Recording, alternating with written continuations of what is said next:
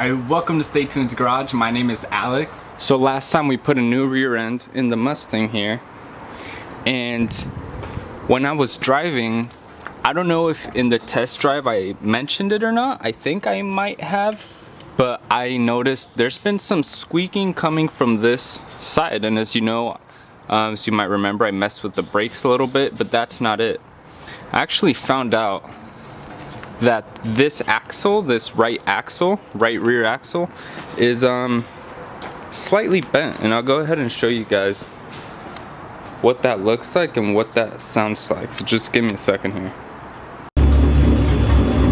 Alright, so we have the car on. I don't know how well you can hear me, but you can see that's turning. If you just look at it right here, the top of the brim, it stays pretty straight.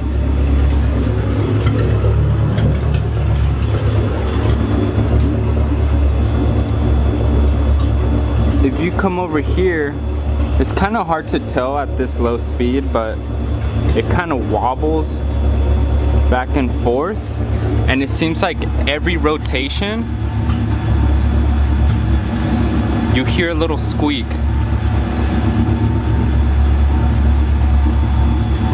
And you hear that squeak the whole time you drive, and that's what I'm fixing today. So yeah,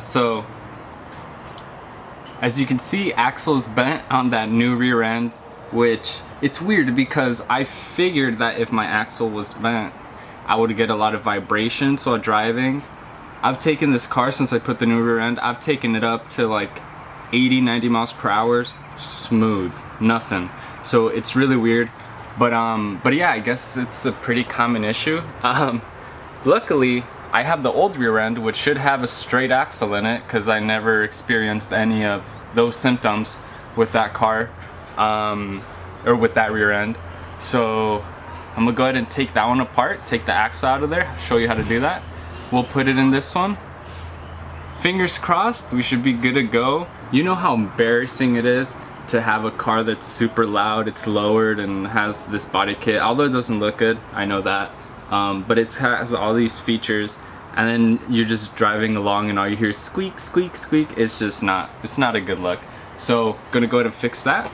Stay tuned. Alright, so here we have the rear end that we're gonna take the axle out of to put in my car. This is the one that was in my car not too long ago. Alright, so first thing I'm gonna do is I'm just gonna take off all of these nuts here, and then if you're doing this in a car where it's like straight, because right now I have it leaned back so the fluid stays towards the back and doesn't pour out,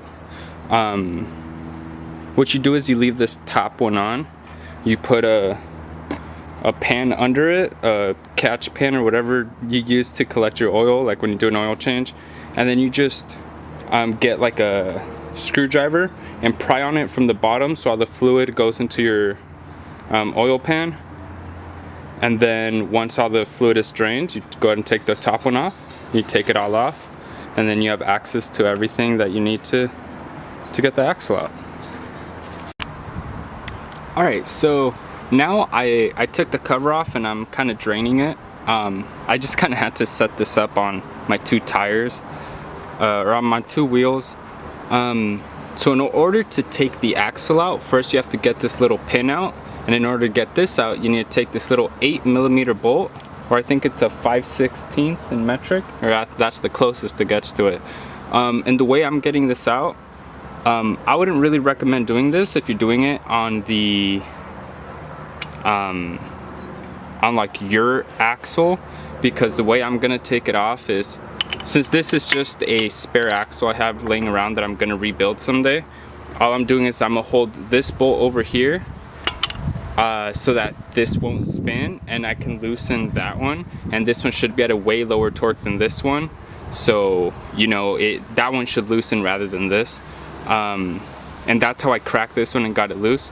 Another thing you can do, this is what I'd recommend doing, is drain all the fluid completely and then get like a little rag and get it wedged inside of there. That way it won't turn and you can just loosen it and have no problem. So as soon as you take, I can't even turn it. As soon as you take this pin off, or this little bolt off, the pin will be able to slide out, and then you'll be able to go on the axle and push it in.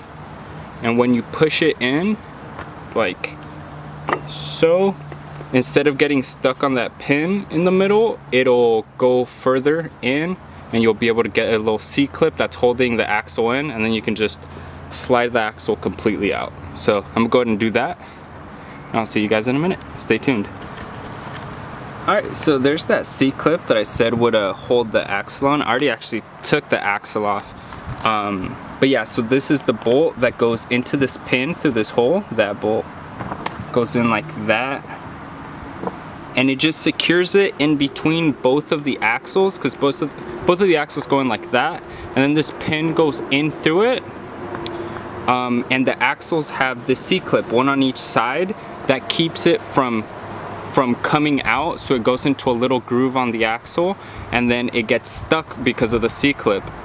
And there's no room for that C-clip to come out unless it goes past where that pin that's in the middle, unless it goes out too far. So in order to take the axle out, you just take that pin out of the way, push it in, take the C-clip out, and it can come right out. So yeah,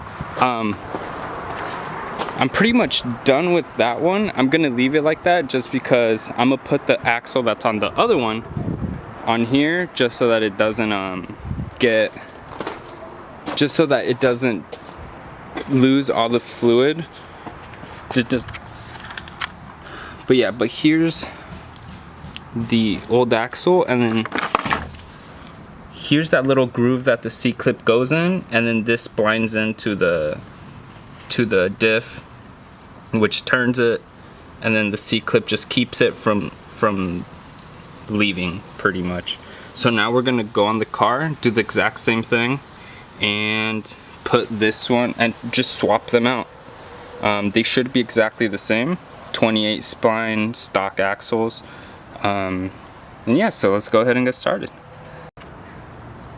Alright, so now to get the axle out of the car, it's jacked up on jack stands and all that good stuff. I am going to remove the brakes, and I'm just gonna go ahead and remove them just from the brake caliper bracket. So instead of taking these off and getting the caliper just by itself, I'm gonna remove it with its whole bracket. So it's two 15mm bolts that are one here and one at the bottom. I'm sure you can find it. And in order to get the bottom one out though, there's actually this e-brake cable here will be in the way. So in order to remove that, so that e-brake cable is actually gonna be in here, and it's gonna have a little clip that you can just get a screwdriver on it and pry it out, and then you'll be able to pull the e-brake cable out. You have to kind of work it a little bit. It's really a strong cable, so you have to like really pull on it, but it'll get out of there, and then you'll have access to this bolt back here, or else the cable just goes over the bolt and you can't really get to it. And then you'll be able to remove the whole caliper just like that. And then you just kind of hang it up somewhere, or put a zip tie on it or something, or just get it to sit somewhere where it won't pull on the brake line. And yeah, and then you pretty much have a clear shot to get the axle out, as long as you take the rotor off. Alright, so we have a little bit of a problem. So I was right in the fact that they are both 28 spline, and it does fit in and it does engage. However, come on, focus. Was in, oh, it's on manual focus, no wonder. So here I have them like pretty squared up, and if you follow them, this is the one that was in there, this is the bent one, and this is the one out of the other one. It's a little bit shorter. I think it's short, like, I think it's like half an inch or something, but it's just enough so that it's not gonna work, because it won't go through the diff far enough so that I can get the C-clip on it and secure it in there. Which means I now get to go to the parts store and buy a brand new one, which is, it sucks, but at least I can afford it. I have the money for it. Money I was gonna spend on something else. I was gonna save up for bigger and better things, but at this point in time I kind of have to do it. So it's gonna be a minute, but I'm gonna go buy that and I'll be right back. Alright, we got a new axle. Let's go ahead and get back home and finish this thing up, because it's hot. I want to clean up and just chill out for the rest of the night. I'm exhausted. Alright, stay tuned. Alright, so I got very behind on time because of a couple of things that happened on the drive back from the parts store.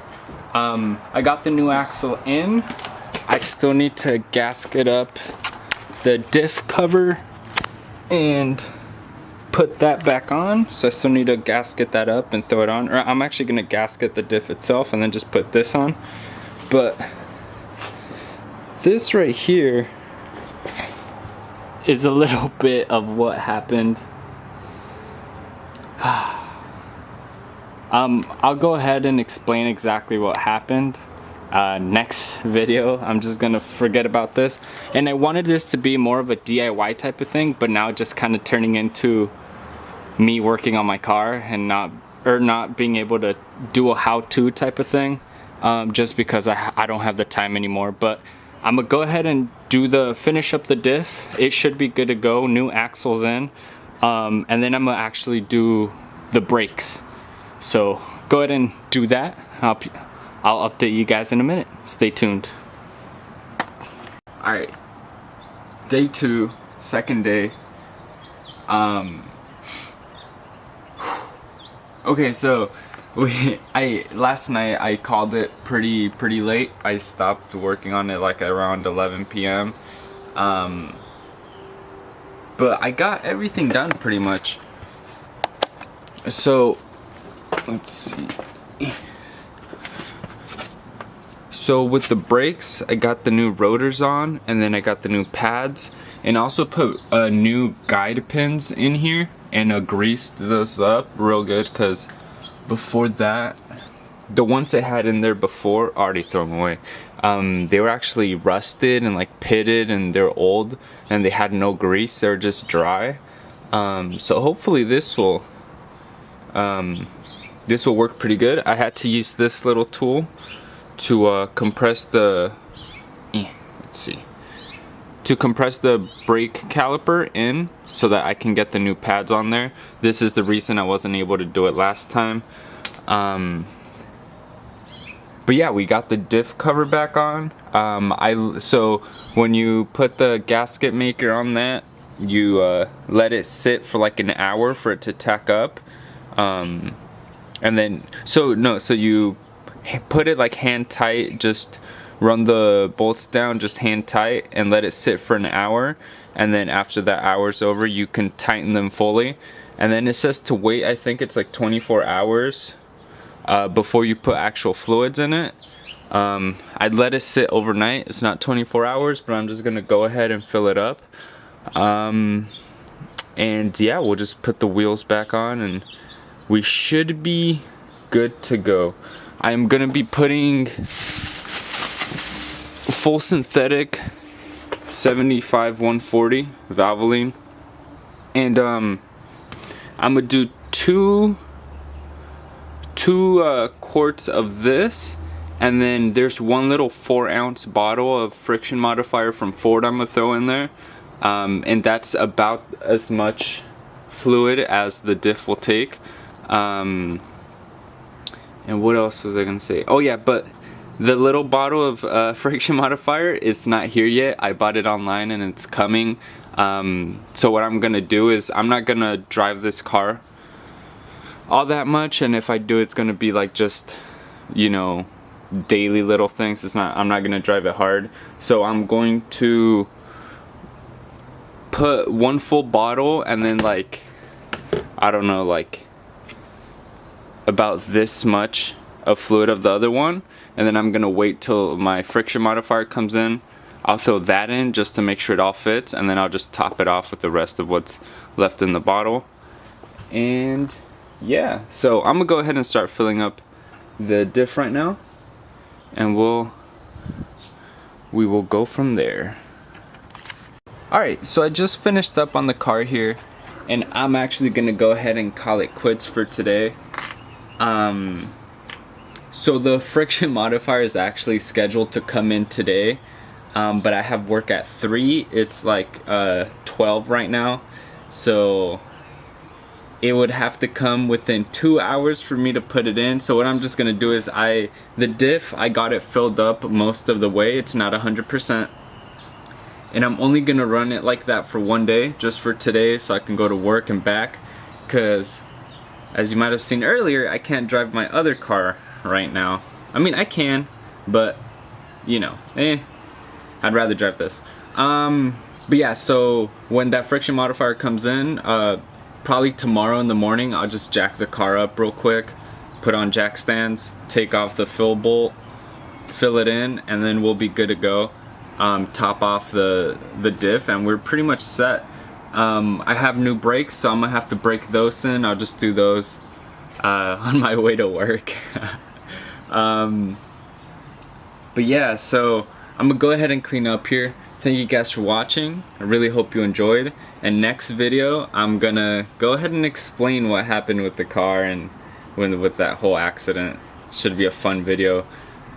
Expect major clickbait. Alright, stay tuned.